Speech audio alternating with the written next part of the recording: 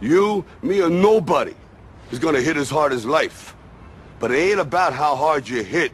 It's about how hard you can get hit and keep moving forward. How much you can take and keep moving forward. That's how winning is done.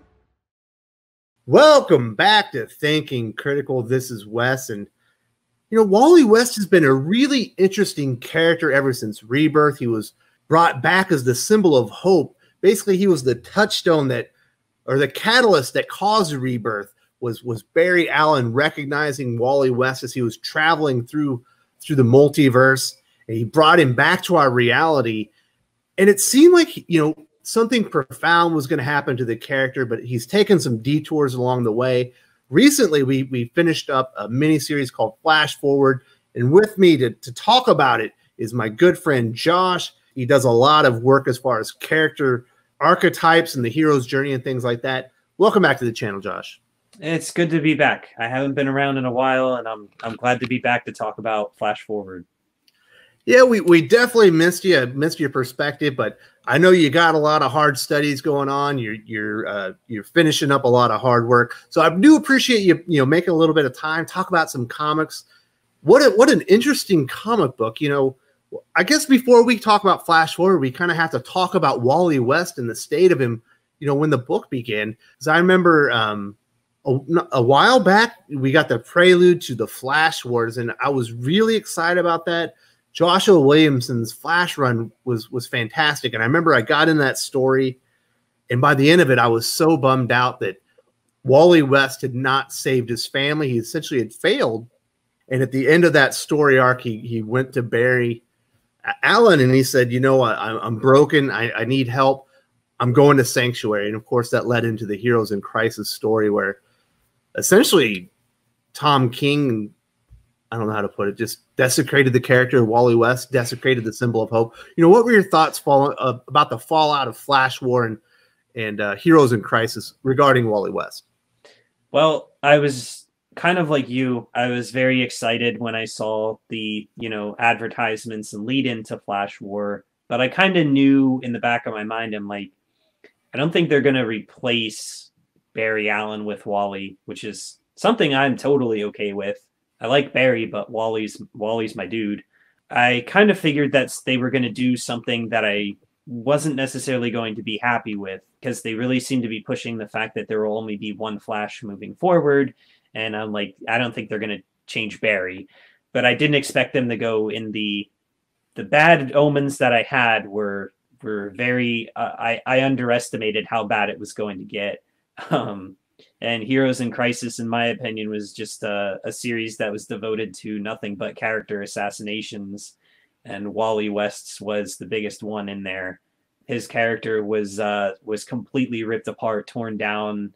And I've said it before, but I would have rather him just died and stayed dead rather than them turn him into what they did. And I feel like that might have been done with some malice and personal intent, but I don't want to get into that now. I don't have my tinfoil hat on. But yeah, Heroes in Crisis just completely ripped his character to pieces. Complete character assassination. Flash War was good until the end, and like you said, by the time that you finished it, you're kind of bummed. And then Heroes in Crisis was just like, oh, you like Wally West? Well, you're about to have a bad day. So following that, I had a very bad taste in my mouth for what Tom King and his creative partners had done to Wally West. And I wasn't ready to move on as far as, a new chapter of the Wally West story. So when Flash Wars came out, I didn't watch it. I didn't read it. I was not interested. My good friend Doc has been telling me since issue 1, you need to be reading Flash Forward. I said, I'm not interested. They just destroyed the character. I don't care what Scott Lobdell is talking about. I love Brett Booth's art. It's not enough to get me to come back. And over time, everyone's like, you need to be reading Flash Forward. Finally, I decided to break down, I saw the cover for the upcoming Free Comic Book Day issue from DC Comics. I've seen all the Generation story. It's clear that whatever happened in Flash Forward is key to that. I decided to give it a chance, and boy, am I glad I did. I don't know that it's an instant classic, but it is certainly excellent storytelling that really fixed a lot of the terrible nonsense, just flagrant character assassinations, the only way you can put it, on the part of Tom King towards Wally West. What are your initial thoughts, when you finished up? Flash forward. Well, I was kind of like you. Initially, when I saw the solicits, I was like, I don't care. There's no way they're going to be able to fix that character. And when I saw Scott Lobdell's name on there, I realized that I don't know a lot about Scott Lobdell, but I can tell you my introduction to him was through the Red Hood and the Outlaws series from the New 52. And I love that series. It has a special place in my heart. But I've read some of his other work with DC since then, particularly his work with Nightwing. Terrible. And his work, yeah, absolutely terrible. And I started to get this idea that if Scott Lobdell's not writing Jason Todd, I don't care, and he should be just quarantined to writing Jason Todd because he sucks with everybody else. So I was kind of, it was like a double whammy for me. I'm like, number one, they're not going to be able to fix Wally. That's a nuclear mess right now. Number two, you're putting this character who's all about hope and being just a general happy hero in the hands of Scott Lobdell, who does better with writing, a half-crazed lunatic that runs around with a crowbar, which is Jason Todd. Like, it's not going to work. This is going to be terrible. But I bought it, and I read the first issue, and I was just blown away. He really made Wally come off as this very broken, very sad, and very defeated person, when in Heroes in Crisis, you never really felt emotion come from Wally, even with the wonderful art from Clay Mann. He never seemed like he regretted what he did. He never seemed like he even knew what he did, let alone regret it. And you could just see, and Brett Booth is the king of drawing Wally West, especially with this new costume and getup that he has. No one draws Wally like Brett does. Just the way he drew Wally with this sadness and this regret. He's in prison, and the way that he even behaves in prison, like I deserve to be here, and the remorse that he has for what he did was it just pulled you right in, and it's like, wow, this character is interesting again, and this character's behaving like a human. He has remorse for his actions, and he's very upset about what he did. And then you kind of have him handed this chance, this ultimate chance at redemption. He's getting this chance to go from literally the bottom of the barrel, he can't get any lower, to you might be the only person that can save the multiverse. Are you going to accept this and give this shot to redemption? And that speaks a lot to, a lot of what I study with hero stories and tropes. I just thought that the first issue was just perfect. It was everything it needed to be. It shocked me because it wasn't what I was expecting at all. And I think it laid the great groundwork for Lobdell to come into an epic series with this.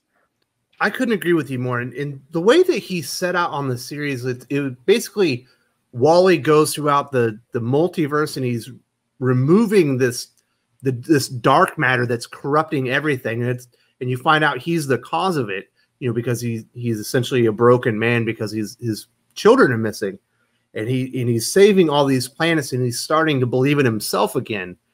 And he finally, along the way, during his tale of redemption, he finds his children finally. And definitely one of the most heartwarming, my favorite moments in comics of the last couple of years was when he finally gets to hug his real children and hold them tight. He gets to tell them that he loves them, because he always blamed himself for that happening, that he wasn't able to save them from the Flashpoint. He emphasizes, in the story, they didn't die. They just disappeared. And you could tell that he was never able to overcome that.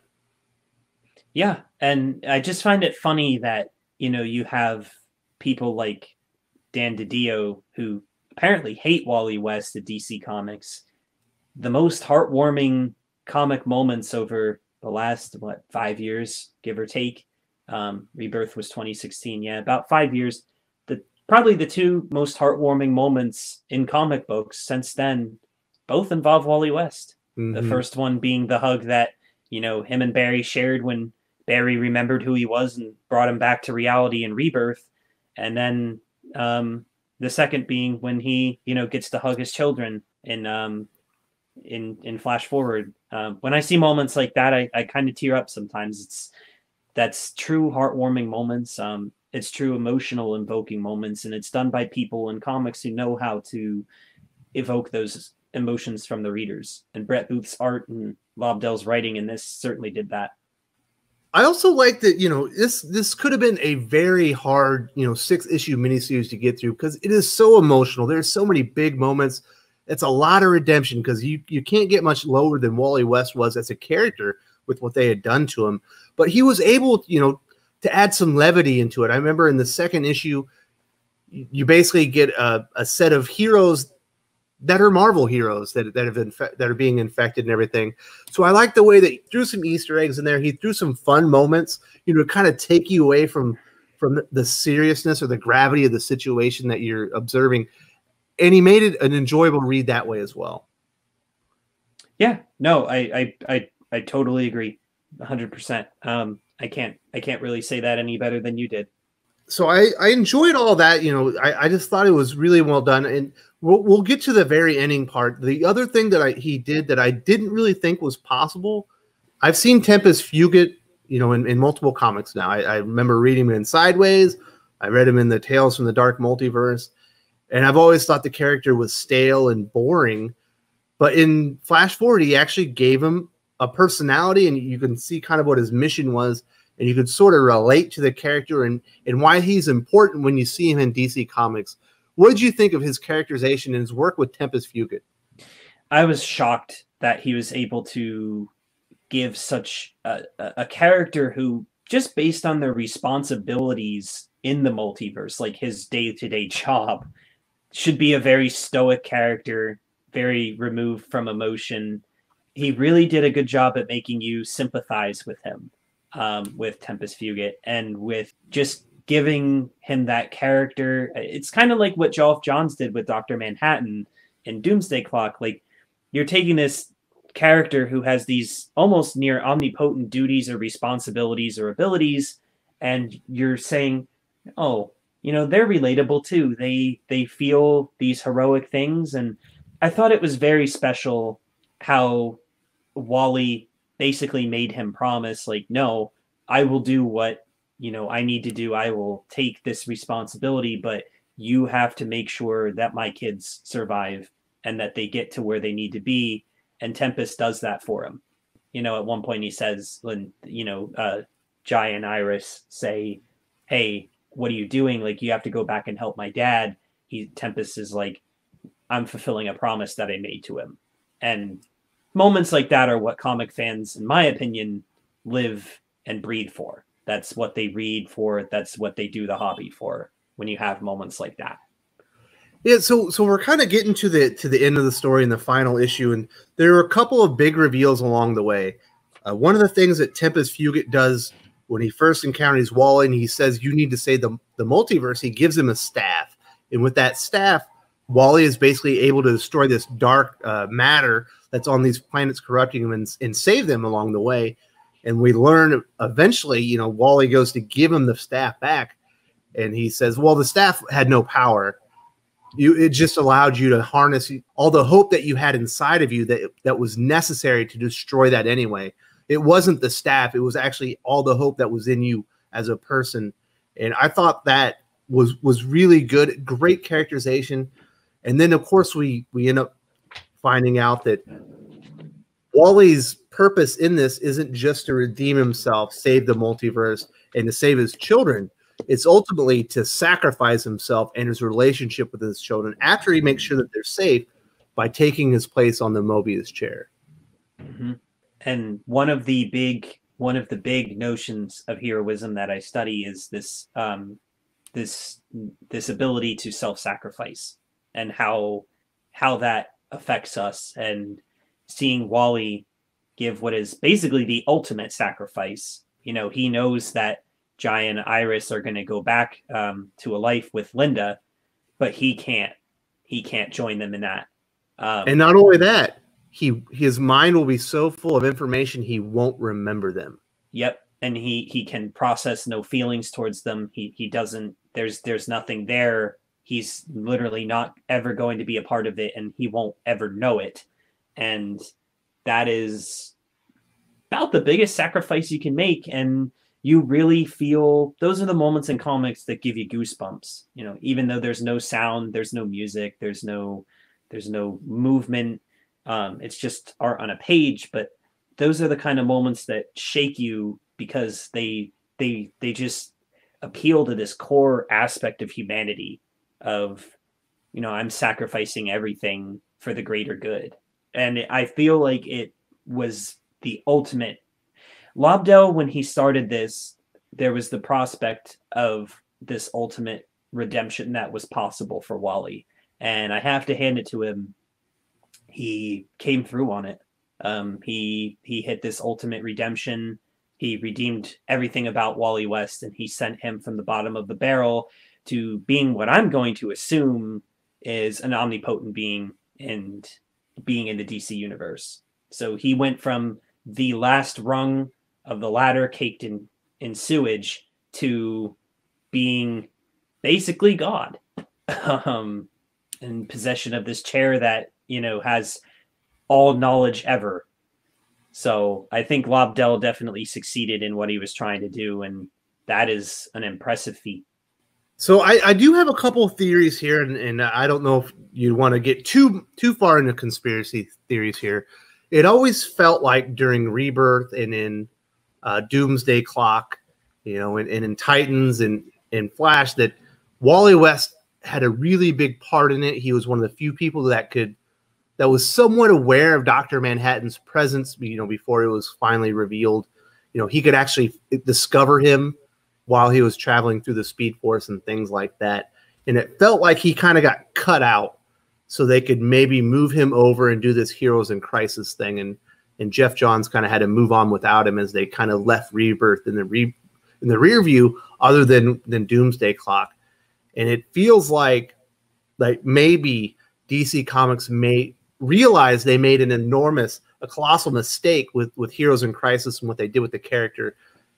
And they decided, you know, to give some of those ideas and what Wally was supposed to do and let Scott Lobdell maybe fix some of the sins of the past and right some wrongs and get the character, you know, moving in the direction he was always supposed to, because he's certainly driving the events, you know, in the upcoming Death Metal. It feels like he's definitely driving through 5G and maybe as one of the key figures moving DC Comics forward now. Again, I totally agree. I kind of wanted to touch back on something you said at the start, that you said you weren't sure if this was like an instant classic or anything. I think it's because of having to read it as 6 separate issues that you might not feel that way.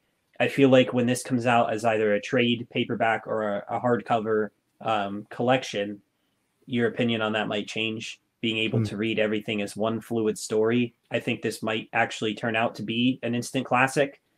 That's just my opinion. Like Batman White Knight works the same way. It's difficult for me to read it issue to issue, but when it's collected, it's like, this is some of the best Batman stuff ever told.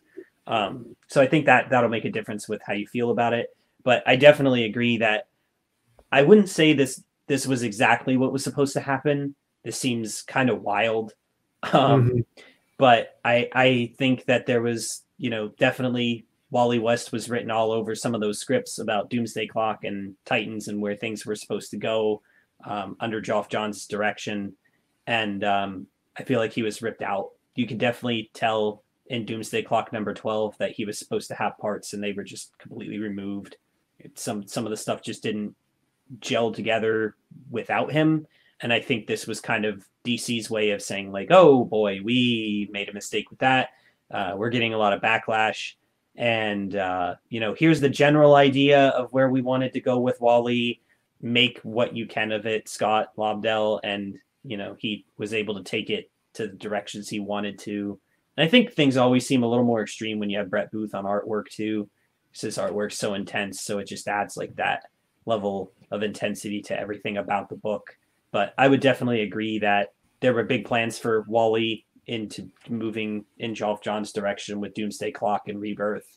And I think this was DC's way of saying, hey, we screwed up with Heroes in Crisis. You know, we finally realized maybe a little bit that you guys actually like Wally West.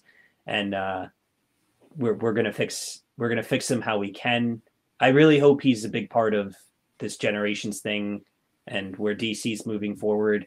I'm very interested to see Barry Allen's interaction with him, if they have interaction, because it certainly sounds like Wally's not going to have those personal attachments anymore. So it'll be kind of interesting for me to see how Barry will react to seeing Wally as basically God, and Wally probably not having that personal friendship connection thing going on with Barry. So that'll be kind of interesting for me to see how that dynamic plays out. But yeah, it's definitely, I think it's going to come down when it's a collected series that it's going to be a classic. And I think it's definitely DC's as much of a love letter as they could do to Wally West fans after the, crap that they made them eat for Heroes in Crisis. One of the interesting, obviously on the very last page of issue number 6, it says to be continued in Flash 750. That comes out today because this video will be releasing on Wednesday morning.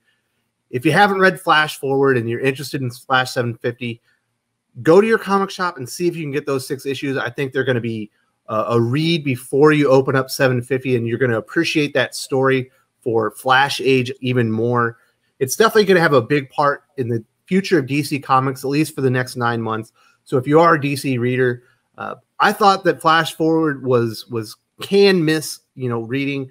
It turns out it really is can't miss reading if you're a DC Comics fan, if you're a Wally West fan, if you want to be following Flash Age, if you want to be able to keep up with death metal and some of these other things like 5G that are moving forward. And kudos to Scott Lobdell. He did something that I thought was impossible. He redeemed a character that was completely obliterated by some, quite frankly, an imbecile that didn't know what he was doing with the character. Brett Booth on art really brought his A game. He made the issues feel special. It's a highest recommendation. It's absolutely, people need to be reading this, especially if you're a DC fan, if you're a Flash fan. Do you have anything else you wanted to say before we wrap this up?